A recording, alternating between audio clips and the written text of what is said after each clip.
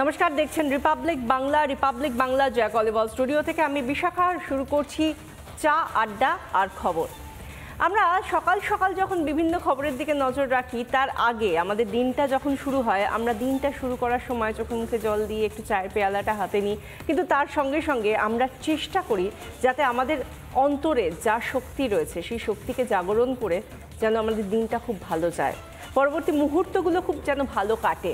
আর তার জন্য আমরা অনেকেই সকালে উঠে মনে মনে হোক বা আস্তে আস্তে হোক আমরা চেষ্টা করি গায়ত্রী মন্ত্র জপ করার। কারণ হিন্দু ধর্মে যে সমস্ত মন্ত্রগুলো রয়েছে সেই মন্ত্রগুলোর মধ্যে এক একটা যেন অদ্ভুত ক্ষমতা রয়েছে। এক একটা মন্ত্র এক এক রকমভাবে সেই শক্তি প্রদর্শন করে এবং সেই শক্তি অন্তরের শক্তিকে জাগরণ করায়। এবং সেই সমস্ত বিষয় নিয়ে আজকে আমরা কথা বলবো। আমাদের সঙ্গে রয়েছেন আজকে আমাদের অতিথি মানস ভট্টাচার্য, লেখক। মানসবাবু, যে কথাটা বলে শুরু করছিলাম, আমি অন্তত যেভাবে শুরু করলাম তাতে নিজে বলতে বলতেই আমার কোথাও গিয়ে না সেই গায়ত্রী মন্ত্রর কথাগুলো মনে আসছিল এবং আমি ভেতর থেকে যেন মনে হচ্ছিল না দিনটা খুব ভালোভাবে কাটবে, কারণ আজকে আমরা এই নিয়ে আলোচনা করব। এই যে আমরা গায়ত্রী মন্ত্রের কথা বলি বা বিভিন্ন মন্ত্রের শক্তির কথা বলি, কি করে সম্ভব এটা? এই কতগুলো শব্দোচ্চারণের মধ্যে দিয়ে এই শক্তি কি করে আসতে পারে?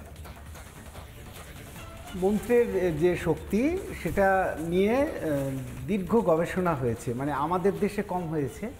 অক্সফোর্ড এবং অস্ট্রেলিয়ার বিভিন্ন ইউনিভার্সিটিতে সম্প্রতিকালে এবং গত 10 বছরে বিভিন্ন ধরনের গবেষণা হয়েছে, সেই নিয়ে প্রচুর গবেষণাপত্র আছে। প্রথম কথা হচ্ছে, একদম শুরুতে বলি যে মন্ত্র ব্যাপারটা কি। সেটা হচ্ছে বেদের থেকে মন্ত্র যে শ্লোকগুলো নেওয়া হয়েছে তার বিভিন্ন ধরনের স্বরক্ষেপণ আছে, উদাত্ত স্বর, অনুদাত্ত স্বর। আরও সহজ করে বলি, সেটা হচ্ছে আমাদের বাংলায় যখন আমরা কবিতা পড়ি, সেই কবিতাগুলোকে দেখা হয় যে আমরা যদি সেই কবিতাটা সেই কবিতার মতো না পড়ি, অর্থাৎ ধরো সুকুমার রায়ের একটি কবিতা, আইরে ভোলা খেয়াল খোলা স্বপন দোলা নাচিয়ে আয়, আইরে পাগল আবল তাবল মত্ত মাদল বাজিয়ে আয়, এই কবিতা পড়ার যে ছন্দ, আবার মহাভারতের কথায় অমৃত সমান কাশিরাম দাস কহে শুনে পুণ্যবান, এর যে ছন্দ, এ দুটো আলাদা। সেই রকম মন্ত্রের যে ভাইব্রেশন এবং সেই পরিপ্রেক্ষিতেই আগে মন্দির তৈরি হতো। এখন কোনো রকম নিয়মকানুন না মেনে মন্দির তৈরি হয়। তার যে ভাইব্রেশন, সেই ভাইব্রেশনগুলো শরীর এবং মনের ওপরে যে তরঙ্গ প্রবাহিত করে, সেইটা আমাদেরকে সুস্থ রাখার শারীরিকভাবে এবং মানসিকভাবে কাজ করে।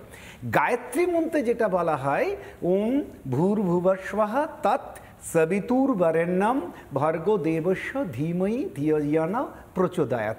এটা হচ্ছে গায়ত্রীর মন্ত্র। 3 ভুবনের যিনি অধিষ্ঠাতা, তাকে আমি প্রণাম জানাই, এর সহজ মানে। এখন এইটুকু বললে যে খুব একটা কাজ হবে সেটা নয়। এইটা বলার যে ছন্দ, এটা বলার মধ্যে যে উদাত্ত স্বর, যে অনুদাত্ত স্বর, সেইগুলোকে যদি আমরা মেনে চলতে পারি, তাহলে তার যে ভাইব্রেশন তৈরি হয় সেটা আমাদেরকে শারীরিকভাবে এবং মানসিকভাবে সুস্থ থাকতে সহযোগিতা করে। আর সেই আমরা যেই আজকাল আমরা বিভিন্ন বিষয় দেখতে পাচ্ছি, বিশেষ করে আমাদের তো একটা বিষয় মাথায় রাখতে হয় যে সময়টা কীরকম। সময়টা আমরা দেখতে পাচ্ছি, সাম্প্রতিক পরিস্থিতি যা, তাতে করে আমরা দেখতে পাচ্ছি যে 26-এর নির্বাচন যত এগিয়ে আসছে এ রাজ্যে, ততই যেন অশান্তির একটা পরিবেশ তৈরি হচ্ছে। বিভিন্ন জায়গায় গোলাগুলি চলছে, বিভিন্ন জায়গায় কিভাবে সন্ত্রাসের একটা পরিস্থিতি কায়েম করা যায় সেরকম একটা আবহ তৈরি করার চেষ্টা করা হচ্ছে, কারণ সামনে ভোট আসছে। এবং সেই জায়গা থেকে এবার হিন্দু ভোট বাক্স কারা পাবে, বিশেষ করে রাজ্যের শাসক দল বা যারা বামেরা, তারা এতদিন ধরে এই হিন্দু কথাটাতেই তাদের যেন কোথাও গিয়ে ফোসকা পড়তো, কিন্তু আজকের দিনে দাঁড়িয়ে তারা নিজেরাই এবার সমস্ত কিছু সারিয়ে তারা এবার এই হিন্দু হিন্দু হিন্দু বলে কোথাও গিয়ে যেন একটু পালে হাওয়া লাগানোর চেষ্টা করছে।